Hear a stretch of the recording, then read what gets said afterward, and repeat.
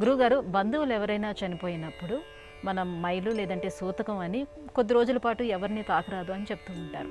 అయితే పంచసూతకములు అంటే ఏంటి, అవేవి? పంచసూతకములు చాలా విశేషమైనటువంటి ధర్మం ఇది.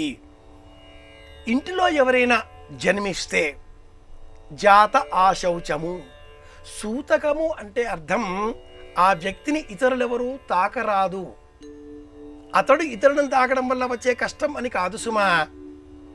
ఆ వ్యక్తి జన్మించిన వ్యక్తికి చుట్టరికంలా ఉండేటటువంటి వ్యక్తి ఒక బంధనంలో ఉన్నాడు.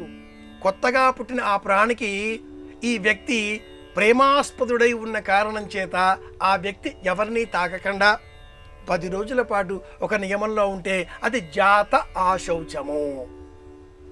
అలాగే ఆ వ్యక్తి మరణించిన ఎడల ఆ మరణించిన స్థితిని అనుసరించి తిరిగి మళ్ళీ ఇదే వ్యక్తి కొద్ది రోజుల పాటు ఎవరినీ తాకకుండా ఉండాలి. అది మృత ఆశౌచము. ఈ క్రమంలో పంచ ఆశౌచములు 5 విధములుగా కూడా శాస్త్రం ఈ విషయాలను మనకు తెలియజేసింది. మొదటిది జాత ఆశౌచము, రెండవది మృత ఆశౌచము, మూడవది శ్మశాన ఆశౌచము.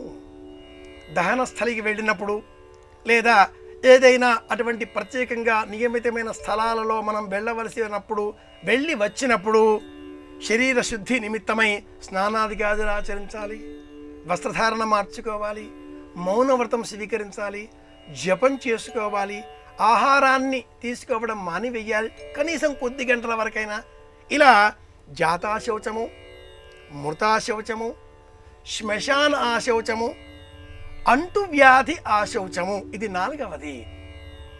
ఎవరైనా తాకితే ఏదైనా వ్యాధి వచ్చే అవకాశాలు ఉండేటటువంటి నేపథ్యంలో కరోనా వచ్చిన తర్వాత ఈనాటి కాలంలో 10 మందికి ఈ ఆశౌచం ఎంత బలమైనదో బాగా తెలిసి వచ్చింది.